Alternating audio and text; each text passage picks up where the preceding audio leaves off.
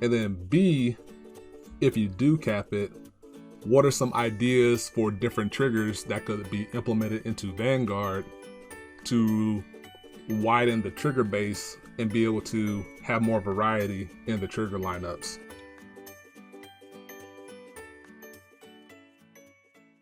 First trigger idea, the charge trigger. It can have a different name, of course, but this is kind of what I thought of. When checked, soul charge 1, counter charge 1, easy. As opposed to having it like the heal triggers that when you discard for G-Guard, if you have 2 of them, I think you have to bind them and then you can counter charge or soul charge. Forget all that. Just straight up, when checked, soul charge 1, counter charge 1. And to me, it would open up the idea, like maybe you have an effect, like you commit everything, it's like last ditch effort, commit the board, like full send, but you have a card on your board that gets a benefit if you have a counter charge or soul charge to use, but you spend everything, full send out. On your drive check, you check it, and then you soul charge 1, counter charge 1. Now you make the card on the board that requires it to be live. I think that'd be a cool idea. And then if you check it defensively, you get a pretty much a pseudo counter charge 2 out the deal, because unless it's your first trigger, of course. But if you damage check it, you soul charge 1, counter charge 1. Now you have 2 damage to use going into your turn as opposed to just 1, which could open up plays in and of itself. I think it'd be a good trigger. I think it'd be a great trigger to have. And then my second idea, there's 4 of these, by the way. The revive trigger.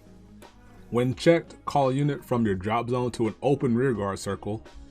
Autos don't trigger. I said maybe. I think in premium, I think it just open up a bigger can of worms if you have this type of trigger in effect for interactive purposes. I don't know if that'd be a good can of worms or a bad can of worms, but the idea is that you have to call to an open rearguard circle. That way it doesn't become a stand trigger. But if you check it defensively, you can call an intercept out if your opponent clears your board before coming at your Vanguard to help defend you. Or you're able to call something out before your opponent's turn is over, so you have it on the board going into your next turn. Call it rest. I mean, if you remove the open rearguard circle restriction, call it rest would make a whole lot of sense. I think if you keep the open rearguard circle idea, I think it's okay if you don't call it at rest, because then maybe you only have 2 rearguard, like maybe all you have to offer is having your Vanguard and then 1 rearguard on the board. So then you have your other open rearguard circle. That way you can attack and then you can call it out from your drop zone if it's in your drop zone already.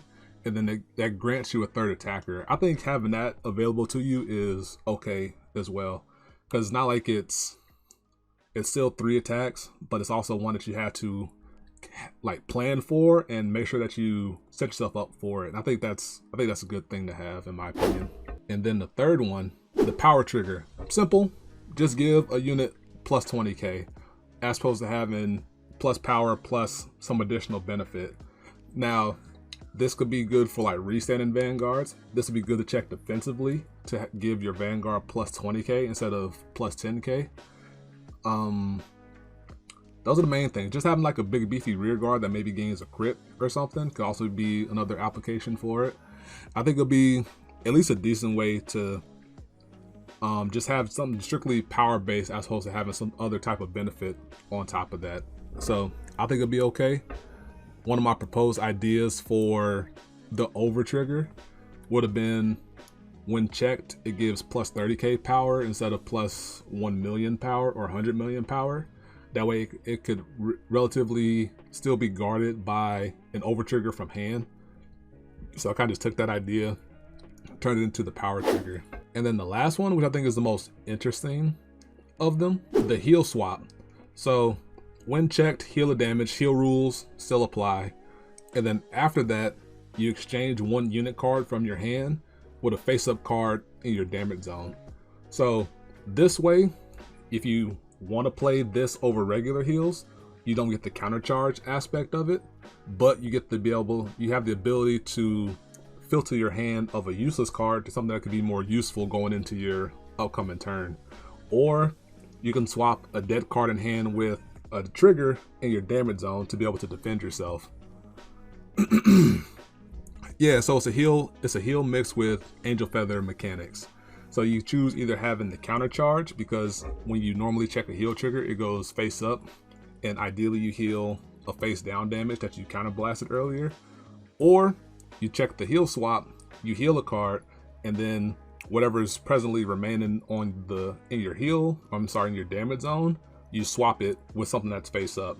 So to me, it offers a cool a cool deck building idea to benefit you, either by having, like, you don't need the counter charge as readily, or to have that in favor of being able to have the counter charge. So choose which avenue you want to go.